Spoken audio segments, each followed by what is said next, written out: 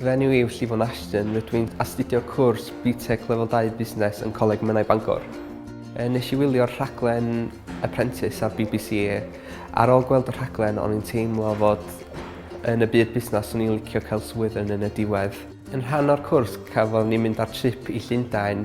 Mi athon ni'n mynd i'r amgueddfa brandiau yn Llundain. Dwi'n meddwl naeth hyn datblygu ni efo busnes.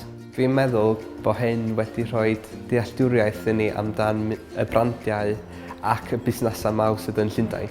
Cyn dod i'r coleg, mi o'n i efo idea o cychwyn busnes fy hun. Cefais siawns gyn syniadau mawr Cymru i rhoi fy syniad ymlaen i trio ennill lle yn y bootcamp yn Newtown.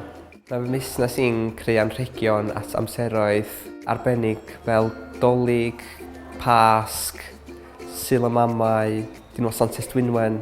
Ar ôl cwrs, dwi'n gobeithio datblygu fy busnes fy hun ac hefyd fi fyswn i'n hoffi swydd yn yr ardal gwerthu. Dwi'n hoffi fod rwyf yn cael dod yma i dysgu pethau newydd bob diwrnod a hefyd siawns da i wneud ffrindiau newydd